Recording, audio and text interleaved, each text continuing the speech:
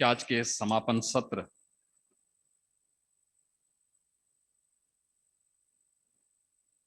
में प्रदेश के हमारे लोकप्रिय और कर्मठ अध्यक्ष माननीय स्वतंत्र देव सिंह जी, प्रदेश के प्रभारी पूर्व केंद्रीय मंत्री माननीय सांसद श्री राधा मोहन सिंह जी, प्रदेश सरकार में मेरे वरिष्ठ सहयोगी उप मुख्यमंत्री श्री केशव प्रसाद मौर्य जी, उप मुख्यमंत्री डॉक्टर दिनेश शर्मा जी,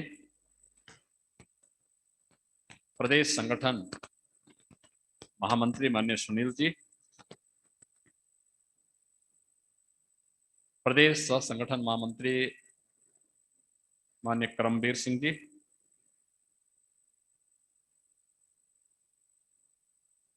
प्रदेश के सभी हमारे पदाधिकारीगण, उत्तर प्रदेश शासन में मेरे सभी सहयोगी मंत्रीगण और प्रदेश के कार्य समिति के यहाँ पर उपस्थित और जनपदों में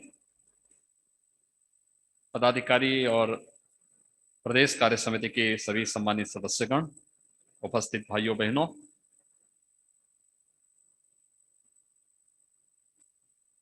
आज पूर्वाह्न से ही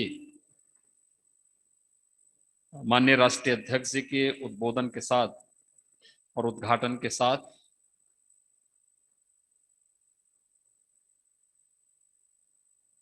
भारतीय जनता पार्टी किस कार्य समिति का शुभारंभ हुआ था।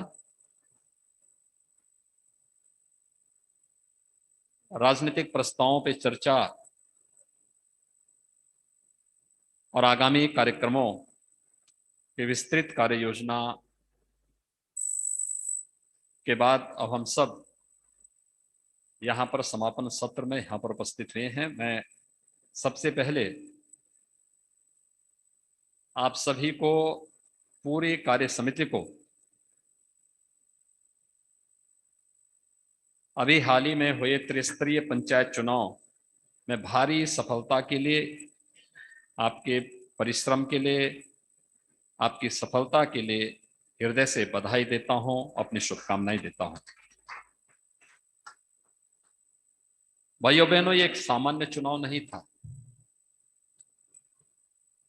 ये दुनिया का सबसे बड़ा चुनाव। 8,70,000 से अधिक प्रतिनिधि इसमें चुने गए और कितने शांतिपूर्ण तरीके से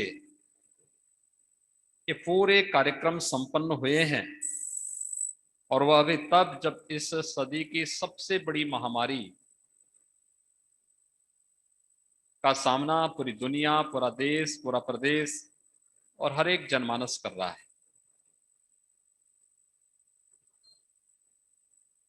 पंचायत चुनाव का अपना एक संदेश है और उस पंचायत चुनाव में आपकी धमक के बारे में जो बात सामने आ रही थी कि पंचायत से लेकर पार्लियामेंट तक उत्तर प्रदेश में भारतीय जनता पार्टी एक मजबूत संगठनात्मक पहचान का एक प्रदर्शन करता है। इसमें निरंतरता बनी रहनी चाहिए। याद रखना कि लगभग 7.5 लाख ग्राम पंचायत के सदस्य बने हैं,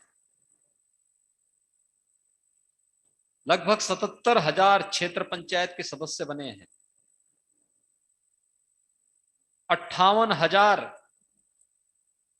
से अधिक ग्राम प्रधान बने हैं, 825 ब्लॉक प्रमुख बने हैं और 3,050 जिला पंचायत के सदस्य चुने गए हैं और 75 जिला पंचायत के अध्यक्ष बने हैं। ये चुनाव संबल से नहीं हुए, लेकिन भारतीय जनता पार्टी संगठन ने, जनप्रतिनिधियों ने, कार्यकर्ताओं ने उसको एक सूत्र में पिरोने का काम किया, और इसलिए ये 8,70,000 जो जनप्रतिनिधि चुने गए हैं, यह आपके पास है एक धरोहर के रूप में, और उसे अपने संगठनात्मक गतिविधि का केंद्र बिंदु बनाने की आवश्यकता है। उसको अगर हम जोड़ सकेंगे तो एक बहुत बड़ी ताकत तो हमारी होगी। उस पर हमें निरंतर कार्य करना होगा, उसे हमें निरंतरता देनी होगी।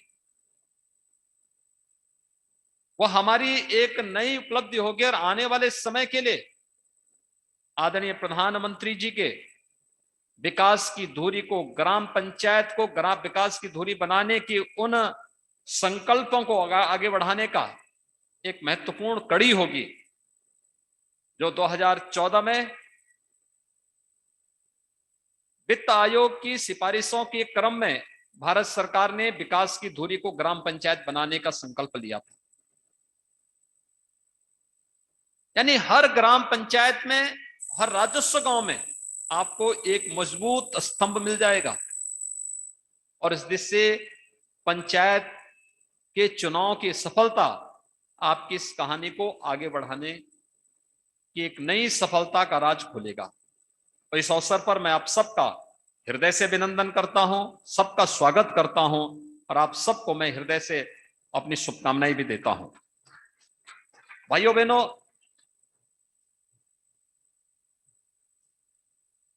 पंचायत चुनाव और उससे पहले, यानी यद्यपि विगत 16 महीनों से इस सदी की सबसे बड़ी त्रासदी से मानवता जूझ रही है, और एक कोरोना महामारी है। पहली वेव आई, उसको आदरणीय प्रधानमंत्री जी के नेतृत्व में आने के पहले से किए गए उपायों के कारण जनधन की न्यूनतम हानि हो, बेहतर कोविड प्रबंधन का जो कार्य किया गया, वह कोरोना प्रबंधन के माध्यम से देश के अंदर आदरणीय प्रधानमंत्री जी के नेतृत्व में देखने को मिला। दूसरी वेव अचानक आई। दूसरी वेव में भी सफलतापूर्वक कार्यक्रम आगे बढ़ाए गए, कोविड प्रबंधन के बेहतरीन उदाहरण प्रस्तुत किए गए। न केवल कोरोना से हरेक नागरिक के जीवन को बिना भेदभाव के बचाने के अभिनव कार्यक्रम चले, बल्कि जीवन को बचाने के लिए टेस्ट हो, ट्रीट हो या ट्रेस का हो, या फिर टेस्टिंग क्षमता को कई गुना बढ़ाने के लिए आपने देखा होगा कि किस क्रम में आगे बढ़ा था। जब मार्च 2020 में कोरोना का पहला पॉजिटिव केस उत्तर प्रदेश में आया था, तब हमारे पास टेस्ट करने की कोई क्षमता नहीं थी। एनआईबी पुणे हमें सैंपल भेजने पड़े थे। आगरा और नोएडा के जो मामले आए थे, एनआईबी पुणे सैंपल गए थे। आज हमारे पास 4 लाख टेस्ट प्रतिदिन करने की क्षमता उत्तर प्रदेश के अंदर है। ये 4 लाख टेस्ट कोरोना के प्रतिदिन करने की क्षमता विकसित की गई पीएम केयर से, जनप्रतिनिधियों के सहयोग से। उत्तर प्रदेश शासन ने अपने सामर्थ्य से आगे बढ़ाते हुए आज इस क्षमता को विकसित किया, और आज उत्तर प्रदेश 6 करोड़ से अधिक टेस्ट करने वाला देश का पहला राज्य है, जिसने कोविड के 6 करोड़ से अधिक टेस्ट किए हैं, और इस सफलतापूर्वक एक कार्यक्रम आगे बढ़ रहा है। निगरानी समितियों का काम कितना बेहतरीन तरीके से चल सकता है। कोरोना प्रबंधन में हमारे हेल्थ वर्कर्स ने, जनप्रतिनिधियों ने, कोरोना वॉरियर्स ने, प्रशासन ने अपने अपने स्तर पर प्रयास किए, लेकिन निगरानी समितियों के माध्यम से गांव गांव में और नगर नगर में, चाहे वह ग्रामीण क्षेत्र में ग्राम प्रधान की अध्यक्षता में बनी हुई निगरानी समिति हो, आशा वर्कर, आंगनवाड़ी, राजस्व कर्मी, ग्राम्य विकास और पंचायती राज से जुड़े हुए कर्मचारी, इन सब की भूमिका उसमें, और नगरीय क्षेत्र में पार्षद की अध्यक्षता में बनी हुई यही समिति, नगर विकास, और अन्य विभाग के कर्मचारियों के साथ मिलकर के कैसे कार्यक्रम को आगे बढ़ाती है। डोर टू डोर सर्वे, लक्षण युक्त व्यक्ति को मेडिसिन किट उपलब्ध कराना, अगले 24 घंटे के अंदर उनका टेस्ट कर लेना, किसी भी कोविड पॉजिटिव को अगर वह लक्षण युक्त है उसको हॉस्पिटल ले जाने की व्यवस्था करना, और अगर लक्षण युक्त नहीं है तो उस व्यक्ति को होम क्वारंटीन में, होम आइसोलेशन में रखने की व्यवस्था करना और निरंतर उसके साथ संवाद बना करके उनकी देखभाल करना। हर एक निगरानी समिति, 72,000 निगरानी समितियां हम लोगों ने प्रदेश में बनाई थी और आज भी काम कर रही हैं। इन सभी निगरानी समितियों के माध्यम से हर एक के पास इंफ्रारेड थर्मामीटर, पल्स ऑक्सीमीटर, उन्हें मास्क, उन्हें ग्लव्स उपलब्ध करवाए गए, सैनिटाइजर उपलब्ध करवाया गया और फिर उनका एक कार्यक्रम निरंतर आगे बढ़ता रहा। फर्स्ट वेव और सेकंड वेव के दौरान आपने देखा होगा कि कैसे कोरोना के उस कालखंड के दौरान प्रधानमंत्री गरीब कल्याण पैकेज के माध्यम से आदरणीय प्रधानमंत्री जी ने हर तबके का ध्यान रखा, हर एक तबके के लिए किस प्रकार की योजनाएं बनाई, चाहे वह गरीबों के लिए उस समय भी राशन की व्यवस्था रहा हो, उन्हें रसोई गैस के सिलेंडर 6 महीने तक निःशुल्क उपलब्ध करवाने का रहा हो, प्रधानमंत्री जनधन योजना निराश्रित महिलाओं के लिए, बुजुर्गों के लिए, वृद्धावस्था पेंशन पाने वाले, दिव्यांगजन पेंशन प्राप्त करने वाले, सबके लिए कुछ न कुछ एक पैकेज दिया गया। और अंत में आत्मनिर्भर भारत के तहत वोकल फॉर लोकल, यानी जिस पर आदरणीय प्रधानमंत्री जी के मार्गदर्शन में हम लोगों ने पहले से काम किया था, वन डिस्ट्रिक्ट वन प्रोडक्ट की वह अभिनव योजना जो देश की एक लोकप्रिय योजनाओं में आज बदल चुकी है। परंपरागत उत्पाद की ब्रांडिंग, उसकी मार्केटिंग, उसकी डिजाइनिंग कैसे हम कर सकते हैं, उस पर बेहतरीन कार्य करने के लिए भारत सरकार ने एक पैकेज दिया। और उस पैकेज के माध्यम से आपने देखा होगा जब 40 लाख से अधिक प्रवासी कामगार और श्रमिक उत्तर प्रदेश में आए तो ज्यादातर को उत्तर प्रदेश में ही रोजगार और नौकरी उन्हीं संस्थानों में या उन्हीं यूनिट में देने की एक बेहतरीन कार्य किया गया, जिसके कारण सेकंड वेव में जो माइग्रेंट की समस्या थी, पलायन की समस्या थी, उस पलायन की समस्या को रोकने में हमें मदद मिली। सेकंड वेव के दौरान भी आपने देखा होगा आदरणीय प्रधानमंत्री जी का मुख्यमंत्रियों के साथ, माननीय राष्ट्रीय अध्यक्ष जी का लगातार संगठन के साथ संवाद बना करके सरकार और संगठन जहां पर भारतीय जनता पार्टी की थी, एक साथ मिलकर के कैसे बेहतरीन उदाहरण प्रस्तुत कर सकते हैं, इस पर जो कार्य हुए, उत्तर प्रदेश जैसे बड़ी आबादी का राज्य कोविड प्रबंधन का अपना एक मानक प्रस्तुत करने में सफल हुआ। लेकिन हमें अभी भी इस कोरोना महामारी के प्रति लापरवाह नहीं होना है। यह महामारी है, वैसे भी कोई भी बीमारी हो उसके प्रति नजरअंदाज उसे नहीं किया जा सकता। हमें सदैव उसके प्रति सचेत रहना होगा, सतर्क रहना होगा। और यह तो इस सदी की सबसे बड़ी महामारी है, दुनिया की बड़ी बड़ी ताकतें इसके सामने पस्त हो गई। इसलिए कोविड प्रोटोकॉल का पालन करते हुए आदरणीय प्रधानमंत्री जी ने कहा जीवन भी बचाना है और जीविका को भी बचाना है, इसी के बीच से रास्ता निकालना है। और इसी पर भारतीय जनता पार्टी ने सेवा ही संगठन के मंत्र को देकर के हर एक कार्यकर्ता को स्वयं का बचाव करते हुए अपने आसपास के प्रत्येक नागरिक को बचाने के लिए नई कवायद होनी चाहिए, यह कार्य भी आगे बढ़ा है। और भाइयों बहनों, कोरोना की द्वितीय लहर को भी सफलतापूर्वक नियंत्रित करने में प्रदेश में संगठन और सरकार ने जो अभूतपूर्व सफलता प्राप्त की, मैं इसके लिए भी आप सबका हृदय से अभिनंदन करता हूं, स्वागत करता हूं। बहुत सारी चीजें आएंगी। हम लोग 2022 के विधानसभा चुनाव के मुहाने पर खड़े हैं। स्वाभाविक रूप से मुद्दों का चयन और विरोधियों के द्वारा गुमराह करने के तमाम प्रकार के कुत्सित प्रयास, ये दोनों चल रहे होंगे। मेरा आप सबसे अनुरोध होगा, और इस संगठन ने अपने एक विस्तृत कार्य योजना आपके सामने दी कि कोरोना कालखंड की द्वितीय लहर के बाद भी कुछ चीजें केंद्र और प्रदेश सरकार ने जारी की, जैसे मई से लेकर के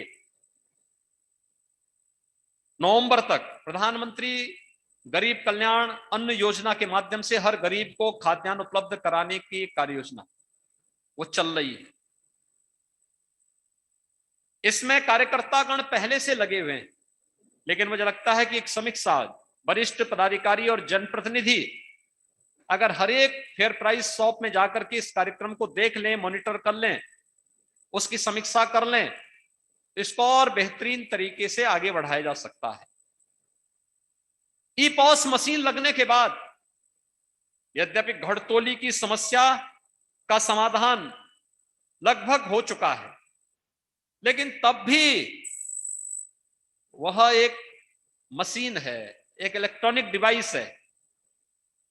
अगर किसी ने बनाया है तो फिर उसमें उस प्रकार की छेड़छाड़ भी संभव है, और इसलिए सतर्कता हर एक स्तर पर। ई पॉस मशीन ने खाद्यान्न वितरण की व्यवस्था को पारदर्शी बनाने का प्रयास किया, लेकिन तब भी हम लोग लापरवाह किसी भी स्थिति में न रहे, क्योंकि वह उत्तर प्रदेश में एक बार के खाद्यान्न योजना से लगभग 15 करोड़ लोग लाभान्वित होते हैं। इस समय हम महीने में 2 बार 15-15 करोड़ लोगों को प्रदेश में खाद्यान्न योजना का लाभ उपलब्ध करा रहे हैं। अगर ये योजना को हम आगे बढ़ा सकें तो बेहतरीन हो सकता है। कोरोना से बचाव के लिए वैक्सीन एक बेहतरीन उपाय हो सकता है। हम सबको आभार व्यक्त करना चाहिए आदरणीय प्रधानमंत्री जी का कि देश को 2 वैक्सीन, स्वदेशी वैक्सीन पहली बार मिली। आपने सुबह माननीय राष्ट्रीय अध्यक्ष जी के उद्बोधन को सुना होगा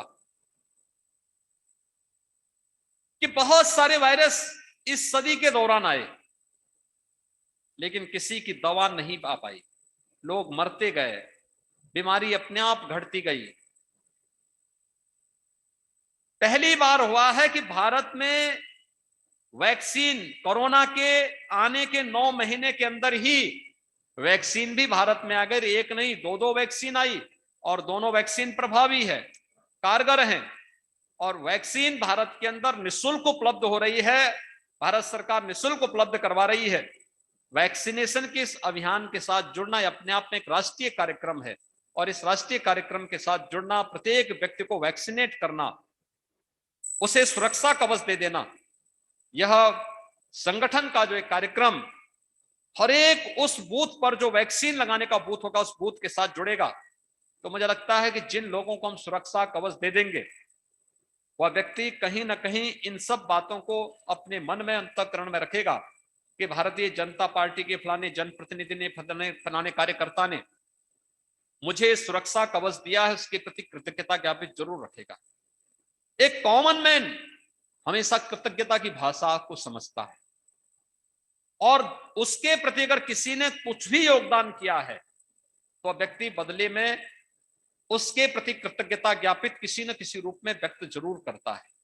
और एक अवसर होगा जब वैक्सीनेशन के इस कार्यक्रम को हम बेहतरीन तरीके से आगे बढ़ा सकते हैं, और विपक्ष के उन दुष्प्रचारों से बचा जा सकता है जो दुष्प्रचार वर्तमान में किए जा रहे हैं या करने के प्रयास अतीत में हुए हैं। याद रखना, हम लोग जिन परिस्थितियों में वर्तमान में कार्य कर रहे हैं, हमें एक एक नागरिक के जीवन को ही बचाना है, उसकी जीविका को भी बचाना है। जीवन और जीविका को बचाने के इस अभियान में विपक्ष की नकारात्मक भूमिका को हमें समझना होगा। आपने देखा होगा इस महामारी के दौरान इनमें से एक भी चेहरा सामने नहीं आया था जो जनता के बीच में सेवा का कार्य कर सके, जनता को ईमानदारी के साथ एक ढाढ़स बंधा सके, संकट के समय में जनता की समस्या के लिए खड़ा कहीं होता हुआ दिखाई दिया हो।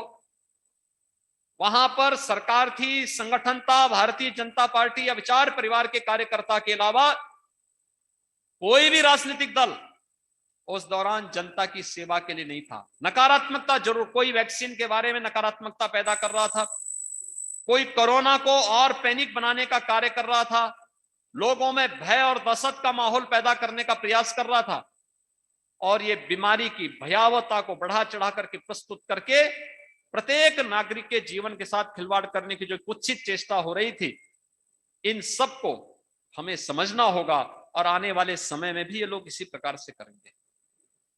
ये कोई छुपी हुई बात नहीं। जब राष्ट्रीय सुरक्षा की बात होती है तो हम लोग ये सुनते रहे हैं कि राष्ट्रीय सुरक्षा के मुद्दों पर भारतीय जनता पार्टी का जो सिद्धांत रहा है कि दल से बड़ा देश, दल से बड़ा देश के संकल्प के साथ भारतीय जनता पार्टी कार्य की और लगातार कार्य कर रही है। हम सत्ता पक्ष में रहे हो या विपक्ष में, लेकिन राष्ट्रीय सुरक्षा के मुद्दे पर भारतीय जनता पार्टी के नेताओं ने, भारतीय जनता पार्टी के कार्यकर्ताओं ने कहीं भी किसी के सामने कोई समझौता कभी नहीं किया और हमेशा अपने मूल्य और सिद्धांतों को लेकर के कार्य करते रहे। लेकिन आज राष्ट्रीय सुरक्षा जैसे मुद्दों पर किस प्रकार की बयानबाजी हो रही है। आपने भी हाल ही में दो प्रकार के षड्यंत्र देखे होंगे। एक, मतांतरण की आड़ में हमारी सुरक्षा एजेंसियों और महत्वपूर्ण केंद्रों को निशाना बनाने की कुत्सित चेष्टा। उसके लिए टूल किसको बनाया जा रहा था? मूक बधिर बच्चों को, मूक बधिर बच्चों को निशाना बना करके, उन्हें मतांतरित करके, जिहादी उन्माद से भर करके, फिर अपनी ही व्यवस्था के खिलाफ उन्हें भड़का करके, उन्हें सुरक्षा के साथ सेंध लगाने के लिए जिस प्रकार के षड्यंत्र हो रहे थे, भाइयों बहनों, एक सामान्य घटना नहीं, असामान्य घटना है। और इन सब के प्रति सतर्क रहते हुए हमें विपक्ष की कुत्सित मंशा को भी देखना होगा, जो अभी हाल ही में इस लखनऊ के अंदर देखने को मिला। उत्तर प्रदेश की सुरक्षा एजेंसियों ने जिस तरीके से देश के खिलाफ षड्यंत्र रचने वाले आतंकी संगठनों को अपनी गिरफ्त में लिया, और तब एक जिम्मेदार नेता के द्वारा यह बयानबाजी की जा रही है कि हमें उत्तर प्रदेश शासन पर और प्रदेश की सुरक्षा एजेंसियों पर विश्वास नहीं, या आखिर किस मंशा को प्रदर्शित करता है। और इनका वास्तविक चरित्र देखना है तो 2012 में समाजवादी पार्टी की सरकार आने के बाद उस सरकार का जो कोई फैसला था, तो पहला फैसला था कि सीआरपीएफ कैंप रामपुर रहा हो, अयोध्या में राम जन्मभूमि रहा हो, अयोध्या, काशी और लखनऊ की कचहरियों पर जो आतंकी हमले हुए थे, इन आतंकी हमलों के लिए जिम्मेदार आतंकवादियों के मुकदमों को वापस लेने की कुत्सित मंशा उस सरकार की वास्तविकता को प्रदर्शित करता है। और अगर कल समाजवादी पार्टी के लोग आगरा में पाकिस्तान के समर्थन में नारेबाजी करते हैं, तो आप स्वयं अनुमान कर सकते हैं कि देश और प्रदेश की सुरक्षा के बारे में इनके पास किस प्रकार का ब्लूप्रिंट है। यह इस चीज को बताता है कि लोग वोट बैंक के लिए राष्ट्रीय सुरक्षा के साथ खिलवाड़ करने में कोई परहेज नहीं करते। इनके लिए राष्ट्रीय सुरक्षा कोई मायने नहीं रखती है।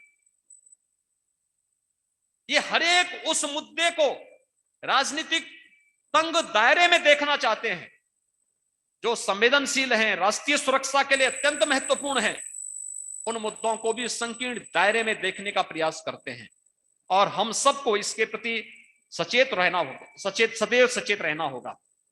आप जानते हैं, लव जिहाद के खिलाफ हमारी सरकार ने विगत वर्ष ही एक सख्त कानून बनाया था, और कैसे कैसे चेहरे छद्म नाम से हमें जो आशंका थी, वह आशंका सच साबित हो रही है। जब आप देख रहे होंगे जगह जगह इस प्रकार के नमूने निकलते हुए दिखाई दे रहे हैं कि कैसे छुप करके उन लोगों के द्वारा समाज में विस्फमन करके, दुष्प्रचार करके और पूरी व्यवस्था के साथ खिलवाड़ करने की कुत्सित चेष्टाएं होती रही।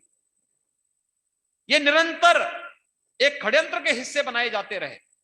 इन सबको हमें समझने का प्रयास करना होगा और मुझे लगता है कि पूरी मजबूती के साथ अपने पक्ष को उन मंचों पर रखने में भी परहेज नहीं करना होगा जहां पर कुछ लोग, क्योंकि बहुत सारे कुछ ऐसे सो कॉल्ड इंटेलेक्चुअल होते हैं जो हमारे सकारात्मक पहल को नकारात्मक रूप से प्रस्तुत करने का प्रयास करते हैं, उस समय इस बात को बताने की आवश्यकता है कि नहीं, वास्तव में इनका जो पक्ष है क्यों गलत है और हम जो पहले दिन से कहते थे वही सही है, क्योंकि वह पक्ष पहले भी सच था। और आज जब हम उनके एक एक मामले को निकाल करके बाहर ला रहे हैं, आज पीड़ित लोग जब अपनी बात को प्रशासन के सामने और शासन के सामने रख रहे हैं, तो एक एक बात तो सच होती भी दिखाई दे रही है जो हम लोग एक वर्ष पहले सोचते थे।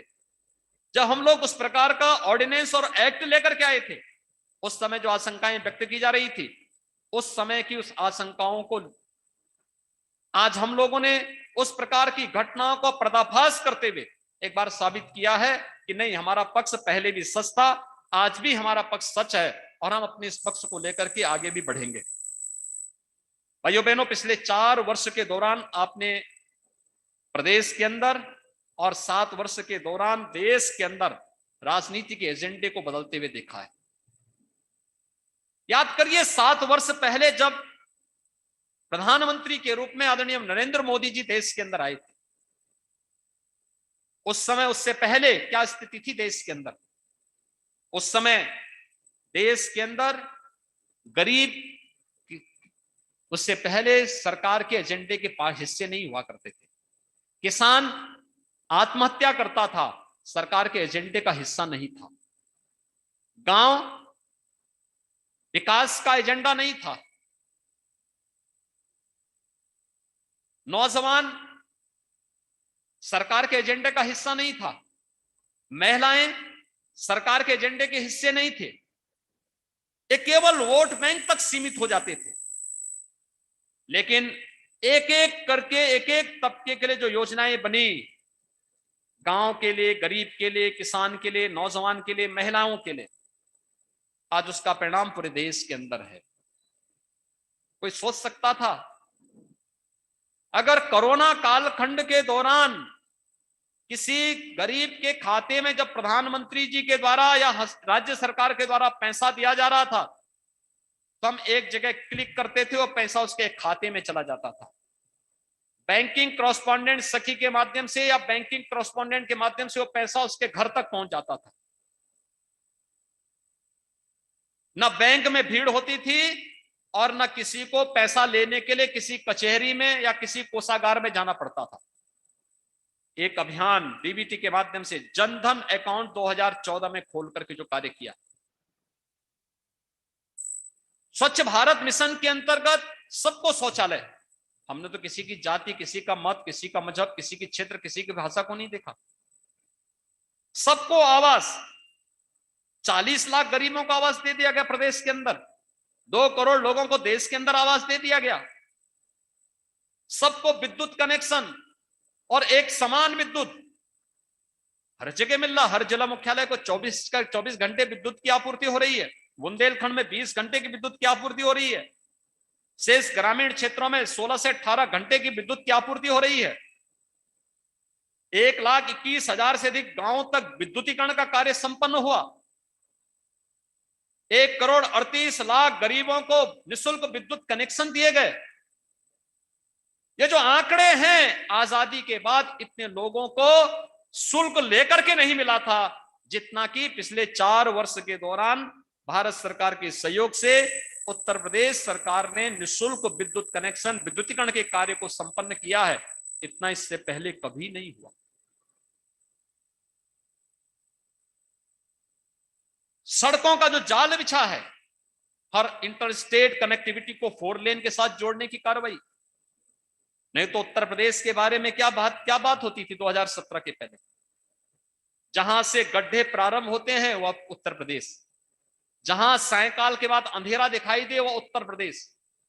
लेकिन आज 4 लेन कनेक्टिविटी के साथ उत्तर प्रदेश की सभी इंटरस्टेट कनेक्टिविटी को जोड़ने का कार्य, हर जिला मुख्यालय को, हर तहसील मुख्यालय को, हर ब्लॉक मुख्यालय को 4 लेन और 2 लेन के साथ जोड़ने की कार्रवाई, हर गांव को पक्के मार्गों से जोड़ने की कार्रवाई और इंफ्रास्ट्रक्चर डेवलपमेंट के लिए एक्सप्रेस हाईवे के माध्यम से औद्योगिक क्लस्टर के साथ उसे जोड़ते हुए जिस प्रकार के विकास की कार्य योजना को आगे बढ़ाने का कार्य हुआ, यह अपने आप में लोगों के लिए कौतूहल का विषय है कि प्रदेश वही, सिस्टम वही, पैसा कहां से आया, कहां जाता था यह पैसा,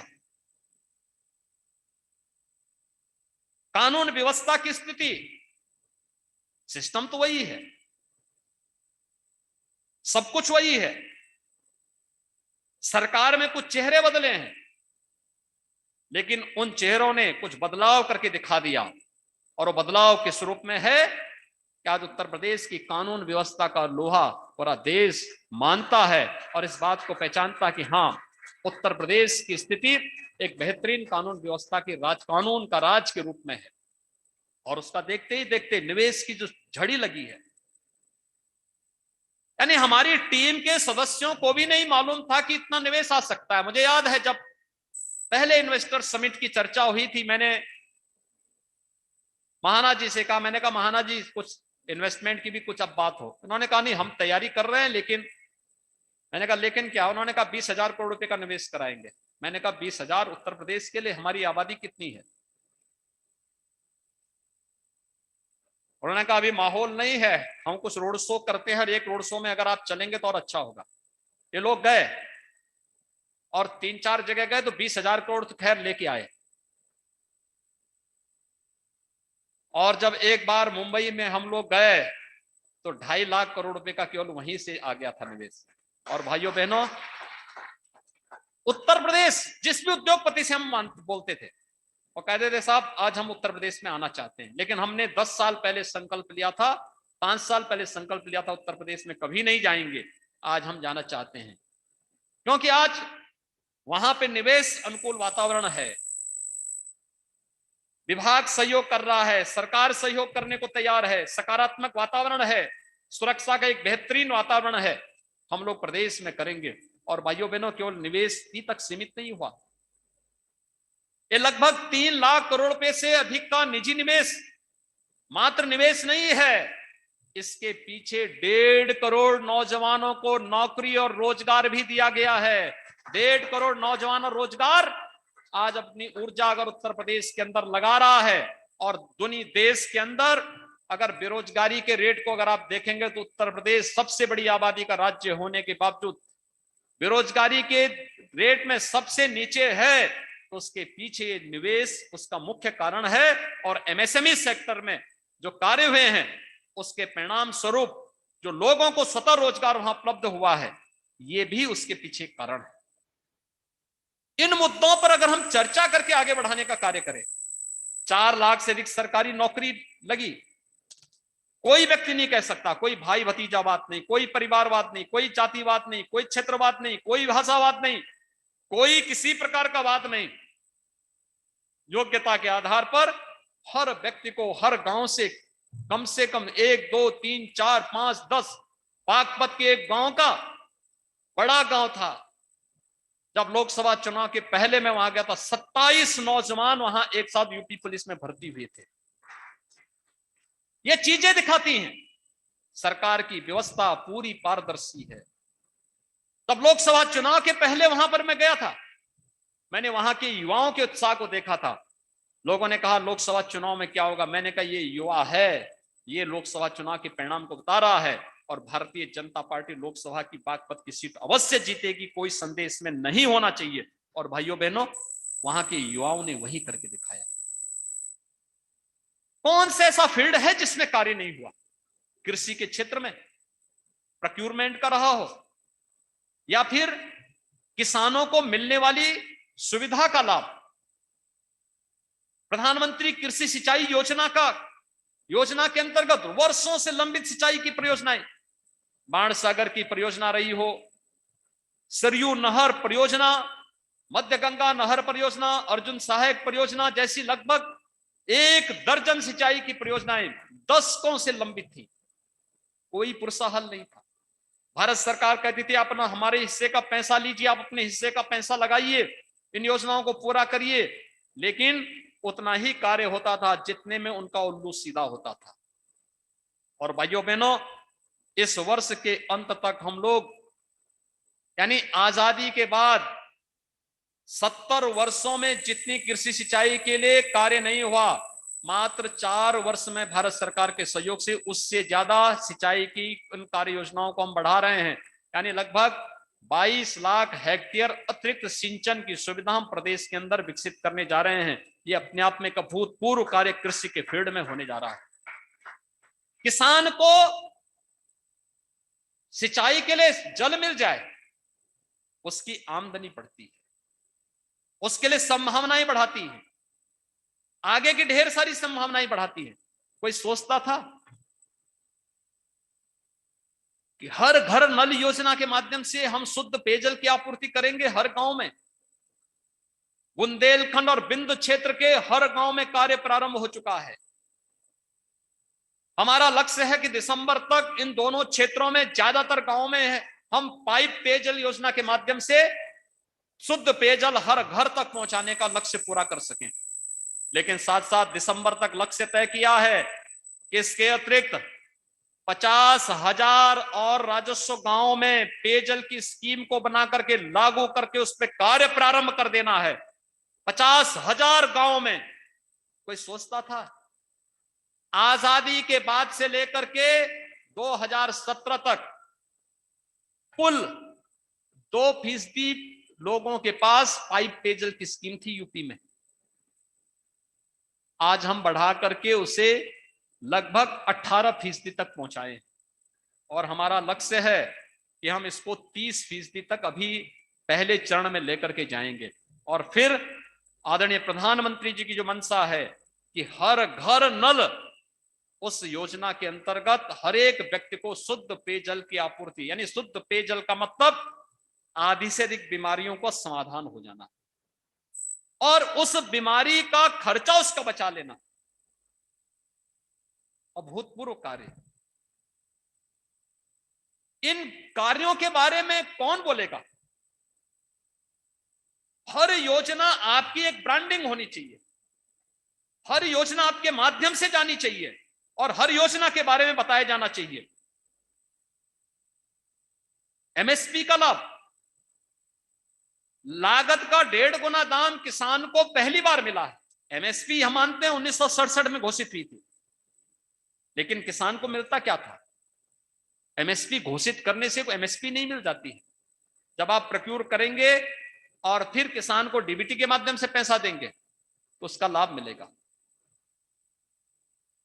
ये कार्रवाई 2017 के बाद से प्रारंभ हुई और गन्ना किसानों के लिए 1,40,000 करोड़ रुपए का गन्ना मूल्य का अब तक भुगतान हुआ है। और भाइयों बहनों, किसानों से संबंधित, गन्ना किसानों से संबंधित जितने भी उनके मामले थे, एक एक करके उसका समाधान करते हुए, एक समय था जब प्रदेश के अंदर चीनी मिलें बंद हो जाएंगी, आज हुई तब बंद हुई, इस प्रकार की चर्चा चलती थी। आज चीनी मिलें बंद नहीं होंगी, बल्कि चीनी मिलें नए सिरे से, नई टेक्नोलॉजी के साथ, नई तकनीक के साथ, इथेनॉल प्लांट के साथ अब आती हुई दिखाई दे रही हैं और लोगों में एक नया विश्वास उसके माध्यम से जगा है। प्रदेश का किसान एक नई दिशा में आगे बढ़ा है। हम इस पर अगर चर्चा करके बोलेंगे कि पहली बार हुआ 74, इस करंट सीजन का भी 74% गन्ना मूल्य का भुगतान हो चुका है। कभी नहीं हुआ था। आप 10 वर्षों के डाटा निकाल कर देखिए, 2017 के पहले के 10 वर्षों को उठा करके देखिए, आपको लगेगा कि नहीं, कभी नहीं मिलता था, लेकिन इस समय मिलता हुआ दिखाई दे रहा है। विश्वकर्मा श्रम सम्मान में परंपरागत जो हस्तशिल्पी और कारीगरों को प्रोत्साहित करने के लिए जो कार्यक्रम प्रारंभ हुए, उनकी ट्रेनिंग, उनको टूल किट उपलब्ध करवाना, उनको बैंकों के साथ जोड़ना। कौन ऐसा गांव है भारत का जिसको गांधी जी कहते थे, ग्राम स्वराज की जिस बात को कहते थे, ये ग्राम स्वराज की परिकल्पना हमारे गांवों में चरितार्थ होती थी, जहां गांव में हर एक व्यक्ति एक दूसरे पर आश्रित होकर के अपनी पूरी व्यवस्था का संचालन करता था। विश्वकर्मा श्रम सम्मान उसका एक उदाहरण है। हर एक उसको हम लोगों ने ऐसे लगभग 12-15 ट्रेड तय किए हैं और उनकी ट्रेनिंग के कार्यक्रम चल रहे हैं, उन्हें टूल किट उपलब्ध करवाना, फिर उनके लिए बैंक लोन की व्यवस्था करना, शासन से उन्हें सब्सिडी उपलब्ध करवाना, उन्हें एक निश्चित सीमा तक आगे बढ़ाने का कार्य, शिक्षा के क्षेत्र में अभूतपूर्व कार्य जो चल रहे हैं, नकल विहीन परीक्षा हो, उच्च शिक्षा में व्यापक परिवर्तन करने की व्यवस्था, नए विश्वविद्यालयों को खोलने की व्यवस्था, एक समान पाठ्यक्रम हम प्रदेश के अंदर बना करके लोगों को प्रतियोगी परीक्षाओं के लिए अपने युवाओं को तैयार कर सकें। आवश्यकता पड़ने तो अभ्युदय कोचिंग की संस्थाओं के माध्यम से अपने युवाओं को अखिल भारतीय प्रतियोगी परीक्षाओं की तैयारी के लिए भी मंच दे सकें। टेक्निकल एजुकेशन और मेडिकल एजुकेशन में भी भूतपूर्व कार्य। आजादी के बाद से लेकर 70 वर्षों में केवल 12 government medical college Uttar Pradesh के अंदर खुल पाए थे, और 2017 से 20 के बीच में वर्तमान में हम 30 नए गवर्नमेंट मेडिकल कॉलेज का निर्माण कार्य कर रहे हैं। ये अपने आप में आपके सामने एक नया, यानी आज 70 वर्षों में 12 गवर्नमेंट मेडिकल कॉलेज और 4 वर्ष में 30 नए गवर्नमेंट मेडिकल कॉलेज प्रदेश के अंदर वर्तमान में बन रहे हैं। कौन सा ऐसा फील्ड है जिसमें कार्य न हुआ हो, और उसी में भारत की आस्था, जिस आस्था के प्रति हम लोगों का सड़कों से लेकर के निरंतर संघर्ष चलता था। केशव जी अभी बोल ही रहे थे, काशी विश्वनाथ धाम हो, ब्रिज तीर्थ विकास परिषद के माध्यम से मथुरा वृंदावन और वहां स्थित 7 तीर्थों के विकास का हो, मां विंध्यवासिनी धाम के विकास का हो, या चित्रकूट धाम का, नेमिष या सुख तीर्थ के विकास का हो, या शाकंभरी देवी मंदिर के आसपास के क्षेत्र के विकास का, या फिर अयोध्या में राम जन्मभूमि मंदिर से संबंधित विवाद का सफलतापूर्वक पटाक्षेप होने के बाद भव्य मंदिर के निर्माण के कार्यक्रम को और एक नई अयोध्या के रूप में देश और दुनिया के सामने अपनी पुरातन और रामायण कालीन परंपरा के साथ आधुनिकता से भरपूर नई अयोध्या के रूप में उस रोड मैप को आगे बढ़ाने का कार्य राज्य सरकार निरंतर केंद्र सरकार के मार्गदर्शन में इन कार्यक्रमों को आगे बढ़ाने का कार्य कर रही है। हम सबका दायित्व बनता है ये कार्यक्रम आगे बढ़े। आज उस दिशा में एक बेहतरीन प्रयास हुए। प्रयागराज कुंभ सबके सामने, और केवल एक आयोजन नहीं था, हमारे लिए राज्य की ब्रांडिंग भी थी। उसका असर हर एक फील्ड में पड़ा, राज्य के पर्यटन पर पड़ा, राज्य की प्रति व्यक्ति आय पर पड़ा, प्रदेश के परसेप्शन पर पड़ा, लोगों के की जो धारणा यूपी के बारे में थी उस पर पड़ा। और आज यही तो कह रहे थे माननीय राष्ट्रीय अध्यक्ष जी कि आज ईज ऑफ डूइंग बिजनेस में, यानी व्यवसाय की सुगमता में उत्तर प्रदेश 2016 में 14वें नंबर पर था। 2017 में प्रारंभिक दिनों में जो कार्य हुए उसके कारण 12वें स्थान पर आया, और पिछले 2 वर्ष की यानी 2019 की रैंकिंग है ये, जिसमें हम दूसरे नंबर पर हैं। और अभी जो कार्यक्रम हमारे आगे बढ़ रहे हैं, हमारा प्रयास है Uttar Pradesh ease of doing business में नंबर 1 पर भी आए, क्योंकि उत्तर प्रदेश को निवेश के बेहतरीन गंतव्य के साथ आगे बढ़ाने के साथ ही यहां की प्रति व्यक्ति आय को भी बढ़ाना। क्या किया है आजादी के बाद आने वाली इन सरकारों ने? ये विपक्षी दल जो आज चिल्लाते हैं, इनसे पूछा जाना चाहिए कि आजादी के बाद इन लोगों ने क्या किया। 1947 में जब देश आजाद हुआ था और 1950 में जब उत्तर प्रदेश का गठन होता है, उत्तर प्रदेश के प्रति व्यक्ति आय नेशनल एवरेज से अधिक थी। राष्ट्र की प्रति व्यक्ति आय से अधिक उत्तर प्रदेश की आय थी। लेकिन भाइयों बहनों, 1950 से लेकर के 2017 तक आते आते उत्तर प्रदेश की प्रति व्यक्ति आय देश की प्रति व्यक्ति आय की 1/3 रह गई थी। 4 वर्ष के अंदर जो प्रयास हुए, एक सामूहिक प्रयास जो प्रारंभ हुआ, आज उसका परिणाम है उत्तर प्रदेश की प्रति व्यक्ति आय अब नेशनल एवरेज से थोड़ी ही कम है, और नेशनल एवरेज को भी हम आने वाले समय में अचीव कर सकें, उत्तर प्रदेश के प्रत्येक नागरिक के जीवन में खुशहाली लाई जा सके। जितनी योजनाएं हैं, आवास की, विद्युत की, शौचालय की, या फिर रसोई गैस की, या रोजगार की, ये प्रत्येक व्यक्ति की आय में वृद्धि का भी एक कारक बनता है, उसके जीवन में एक नया परिवर्तन लाने का एक माध्यम बनता है। और उन कार्यक्रमों को आगे बढ़ाने के लिए ही हम लोगों ने इस क्षेत्र में एक नए कार्यक्रम को नए तरीके से आगे बढ़ाने का कार्य किया। उस दिशा में एक प्रयास, इंफ्रास्ट्रक्चर डेवलपमेंट की कार्रवाई, कनेक्टिविटी की कार्रवाई, ऊर्जा क्षेत्र में व्यापक सुधार की कार्रवाई, शिक्षा के क्षेत्र में व्यापक सुधार और परिवर्तन करने की कार्रवाई, श्रम क्षेत्र में श्रमिकों को सामाजिक सुरक्षा और स्वास्थ्य बीमा के कवर की कार्रवाई, ये सभी उसी दिशा में किए जाने वाले प्रयास का हिस्सा है। नारी गरिमा और उसकी सुरक्षा हर हाल में होनी चाहिए,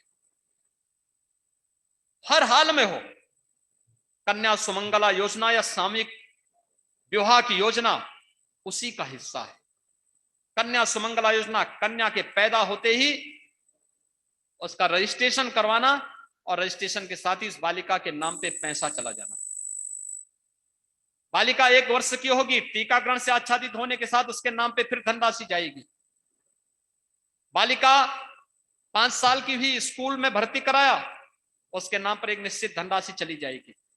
बालिका 6ठी क्लास में गई, उसके नाम पे फिर धनराशि। 9वीं क्लास में गई, फिर बालिका के नाम पे धनराशि। बालिका ने उसके बाद कोई सर्टिफिकेट कोर्स, कोई डिप्लोमा कोर्स या फिर आगे की पढ़ाई के लिए किया, फिर राशि। यानी एक बालिका को जन्म से लेकर के स्नातक तक की शिक्षा के लिए 15,000 की राशि कन्या सुमंगला योजना के अंतर्गत राज्य सरकार उपलब्ध करवा रही है। और वह कन्या शादी योग्य होगी तो 51,000 रुपए की राशि राज्य सरकार उन कन्याओं को उपलब्ध करवाने का कार्य करा रही है। लेकिन भाइयों बहनों, कन्या धन लक्ष्मी है, लक्ष्मी की प्रतीक है। जब उसके नाम पर हर बार राशि जाती है, पैसे जाती है, तो वह लक्ष्मी को चरितार्थ करती हुई दिखाई देती है। और यही तो कार्य राज्य सरकार जनता जनार्दन के आशीर्वाद से, आदरणीय प्रधानमंत्री जी की प्रेरणा से कन्या सुमंगला योजना के माध्यम से प्रदेश के अंदर कर रही है। ये सभी कार्यक्रम उसी के हिस्से हैं।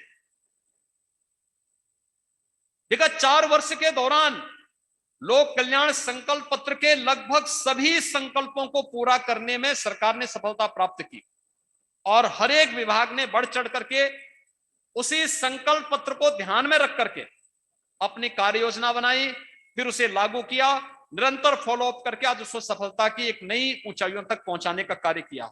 और हम लोग निरंतर उस दिशा में कार्य कर रहे हैं। लेकिन इसके लिए कुछ कार्यक्रम भी हुए, प्रयास करने पड़े। आज हम प्रदेश के अंदर विकास कराने में कुछ सफल हो रहे हैं। कोरोना महामारी के बावजूद प्रदेश के अंदर कुछ कार्य हो रहे हैं। जीवन भी और जीविका को बचाने के आदरणीय प्रधानमंत्री जी के संकल्पों को आगे बढ़ाने में सफलता प्राप्त मिल रही है। इसके लिए हमें प्रदेश के राजस्व को भी बढ़ाना पड़ा, प्रदेश के बजट को भी बढ़ाना पड़ा।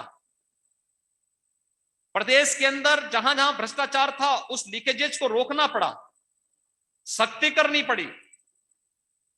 तो स्वाभाविक रूप से जिन पे सख्ती हुई होगी वे हमें अपना मित्र तो नहीं मानेंगे। जिनके लूट के तंत्र को हमने ध्वस्त किया, जिनके उस आर्थिक साम्राज्य को जो अनैतिक तरीके से अर्जित किया गया था, वे हमारे शुभचिंतक तो नहीं होंगे। वो माफिया तंत्र जो प्रदेश की संत सत्ता का सहभागी बनकर के प्रदेश के आम नागरिक को, व्यापारी को, एक सामान्य नागरिक के जीवन को जीना हराम कर रहा था, आज सरकार की नीतियों के कारण उस माफिया प्रवृत्ति के तत्वों का जीना हराम हो रहा है। यह अपने आप में एक नया मानक उत्तर प्रदेश ने बनाया है। लगभग 1200 करोड़ रुपए की संपत्ति अब तक हम लोग जब्त किए माफियाज की, और एक कार्रवाई एक निरंतर आगे बढ़ रही है। लेकिन साथ साथ राज्य की आय कहां से बढ़ सकती है, राज्य की उस आय को भी निरंतर बढ़ाने की कार्रवाई हुई। और पहले की तुलना में जितनी आय बढ़ी, बजट का दायरा उतना बढ़ता गया, और बजट का दायरा जितना बढ़ता गया उतना ही योजनाएं भी प्रदेश के अंदर आती हुई दिखाई दी। और आज उसी का परिणाम है कि प्रदेश हर एक क्षेत्र में, चाहे वह स्मार्ट सिटी योजना हो, आज आप देख रहे होंगे, आवास योजना हो, स्वच्छ भारत मिशन की योजना हो, हर एक योजना में उत्तर प्रदेश जो पहले 2017 के पहले सबसे पीछे होता था, आज वह देश के अंदर नंबर 1 पर उत्तर प्रदेश आता है। उत्तर प्रदेश नंबर 1 पर आया। उत्तर प्रदेश आज उसमें अग्रणी भूमिका के साथ आगे बढ़ता हुआ दिखाई देता है। हर एक क्षेत्र में कार्य जो किए गए हैं, इन उपलब्धियों को लेकर के एक सकारात्मक माहौल बनाने की दिशा में अगर सार्थक प्रयास हो, जिसको लेकर के पिछले 4 वर्ष के दौरान संगठन ने बेहतर तरीके से आगे बढ़ाने का कार्य किया, लेकिन अगले 6-7 महीनों के लिए एक मिशन मोड में से लेकर के जो एक कार्य योजना बनी, उन कार्य योजनाओं के साथ जोड़ते हुए अगर हम आगे बढ़ जाएं, तो मुझे लगता है कि हर एक व्यक्ति के मन में भाव आएगा कि वास्तव में जो जान रहा है, इन फील्डों में ये अपेक्षित सुधार होते हुए दिखाई दिए हैं, और उन केंद्र और प्रदेश सरकार की योजनाओं को प्रभावी ढंग से 4-6 महत्वपूर्ण योजनाओं को हमें आगे बढ़ाने की कार्रवाई और पब्लिक से बोलने की, उनके मुंह से इसको बुलवाने की आदत डलवाना, लाभार्थियों के मुंह से। सामान्यतः हम लोग इस बात को देखते हैं कि कोई लाभार्थी कोई योजना प्राप्त करता है, उसको जानकारी नहीं होती है योजना का नाम, लाभ प्राप्त कर लेता है, लेकिन जब हम नाम बोलते हैं कि आपको इस योजना का लाभ मिला है, नाम बोल करके वो कहता हाँ साहब मिल गया। ये आदत डलवाने की है एक व्यवस्था, अगर हम बूथ स्तर पर उस प्रकार की कार्य योजना बना सकेंगे तो वह एक बेहतरीन कार्य हो सकता है। वैक्सीनेशन और प्रधानमंत्री गरीब कल्याण अन्न योजना की कार्रवाई को बहुत सफलतापूर्वक आगे बढ़ाना। हम लोग जब बूथों पे जाएंगे, वैक्सीनेशन बूथ पर जाएंगे या फेयर प्राइस 100 पर जाएंगे, वहां पे जो लाभार्थी आएंगे, अगर केंद्र और प्रदेश सरकार से जुड़ी हुई योजनाओं के हैंडबिल वहां पे एक लाभार्थी को बैग के साथ दे दें, वह व्यक्ति उससे जरूर उसको पढ़ेगा, देखेगा क्या है ये, और उसको जुड़ने का एक माध्यम, एक कार्यक्रम हमारे पास बनेगा। पंचायत प्रतिनिधियों के साथ संवाद का कार्यक्रम। क्या हम लोग ग्राम पंचायत के जो 7 लाख से अधिक सदस्य चुने गए हैं, इनके साथ संवाद बना पाएंगे? न्याय पंचायत स्तर पर बनाएंगे तो उनके लिए भी आसान होगा, क्योंकि मैं बहुत सारे लोग ऐसे होंगे जो साधन संपन्न नहीं होंगे। ग्राम प्रधानों से और क्षेत्र पंचायत समिति के सदस्यों से विकासखंड स्तर पर हम बना सकते हैं। प्रदेश ने यहां पर ब्लॉक प्रमुख और जिला पंचायत अध्यक्षों के साथ, राष्ट्रीय अध्यक्ष जी के साथ एक कार्यक्रम प्रस्तावित किया है। ये कार्यक्रम अगर हमारे निरंतर आगे बढ़ेंगे तो ये चीजें बहुत अच्छे ढंग से आगे बढ़ सकती हैं। मतदाता सूची के पुनरीक्षण पर हमें ध्यान देना होगा। याद रखना, इसमें हमें निरंतर प्रयास करना होगा। जैसे कि यहाँ पे माननीय सुनील जी ने कहा भी, मतदाता सूची मिशन मोड का हिस्सा है, हम इसको हल्केपन से न लें। होता क्या, हम फॉर्म भरा करके एक बार जमा करके औपचारिकता पूर्ण कर लेते हैं। हमें नहीं मालूम कि हमारा विरोधी पहले से सतर्क है और वह दोनों रणनीति पे काम कर रहा है। एक तरफ हमारे फॉर्म न सफल होने पाए, दूसरी तरफ वो अपने तरीके से फेक वोटर बनाना चाहता है। हमें उससे सतर्क रहना होगा और उन चीजों पर देखना होगा।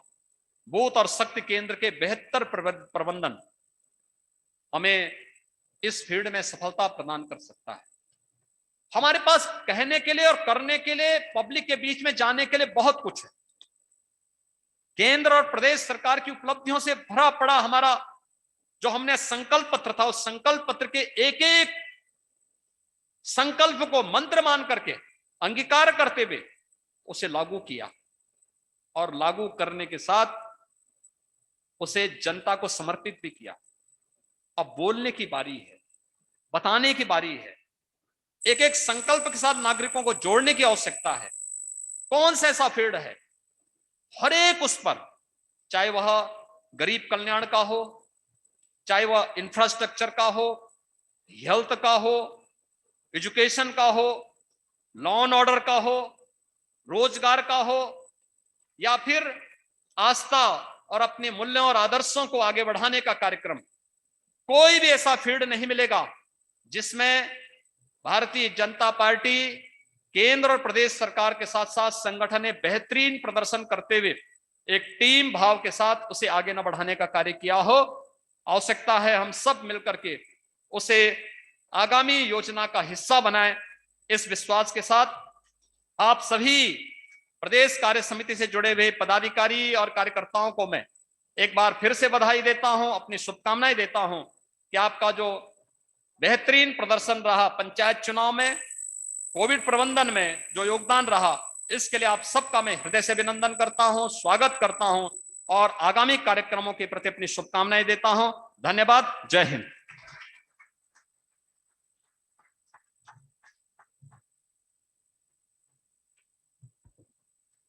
राइट टाइम, ठीक 5 बजे समापन होना था।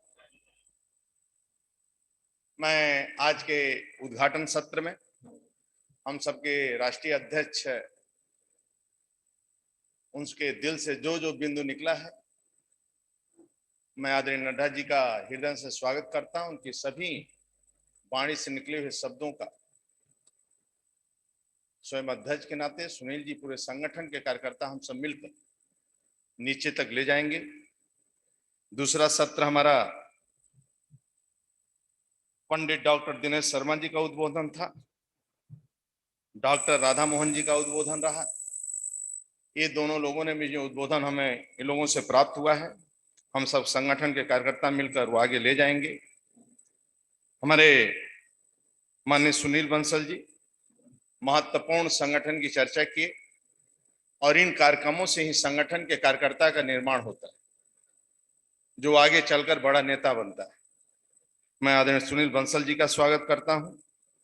आदरणीय केशव जी जो विषय रखे वह बिंदु हम सब संगठन के नाते सभी जिलाध्यक्ष, जिला प्रभारी हमारे सब जुड़े हुए हैं, सभी लोगों से आग्रह करूंगा कि सभी बिंदुओं का ध्यान देंगे। अंतिम में हमारा समापन सत्र हुआ। मित्रों, मैं ही कह सकता हूं, बहुत भाग्य से ऐसा नेतृत्व हम सबको मिलता है। देश में आदरणीय मोदी जी जैसा, राज्य में आदरणीय योगी जी जैसा एक ईमानदार नेतृत्व, एक कर्मठ नेतृत्व, एक जातिवाद, क्षेत्रवाद, परिवार और वंशवाद से ऊपर उठकर मिलने वाला नेतृत्व और परिश्रम की पराकाष्ठा करने वाला नेतृत्व, ऐसा नेतृत्व बहुत कम मिलता है। मित्रों, बड़े भाग्य से केवल पवित्र संगठन भारतीय जनता पार्टी के इस संगठन में मिलता है, चाहे डॉक्टर श्यामा प्रसाद मुखर्जी से लेकर आजाद नरेंद्र मोदी तक और राज्य के अंदर योगी। इसलिए मित्रों, मैं ज्यादा नहीं कहूंगा, लेकिन 4 शब्द मैं हमेशा आग्रह करता हूं कि हम सब कार्यकर्ताओं के लिए 2022 के लिए आवश्यक है सर पर बर्फ, मुंह में शक्कर, सीने में आग और पैर में चक्कर। सोचें तो ठंडे दिमाग से, बोलें तो मीठा, सीने में आग गरीब के लिए और दिल से गरीब के लिए, जैसा आदरणीय मोदी जी सोचते हैं, करते हैं और उनके शरीर से झलकता है। कल्पना करिए एक सफाई कर्मी का पैर धोने का क्या मतलब होता है, पूज्य बाबा भीमराव अंबेडकर के पंचतीर्थ का क्या मतलब होता है, दिल से। दूसरा राष्ट्रवाद है, भारत माता की जय, वंदे मातरम, जय श्री राम दुनिया में नहीं लगेगा और आप नहीं लगाएंगे तो क्या प्रियंका से अपेक्षा करते हैं, क्या पाकिस्तान से अपेक्षा करते हैं?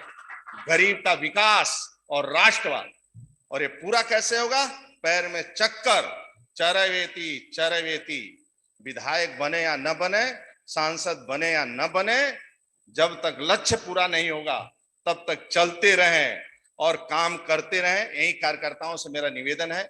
और सभी जिलाध्यक्ष, जिलों में भी पहली बार इतने अनुशासित कार्यकर्ता, सुबह से लेकर शाम तक जिस प्रकार पूरी टीम जिले में बैठी हुई है, वह सभी कार्यकर्ताओं का और आप सब बैठे हुए सभी पदाधिकारियों का मैं हृदय से स्वागत करता हूं, वंदन करता हूं।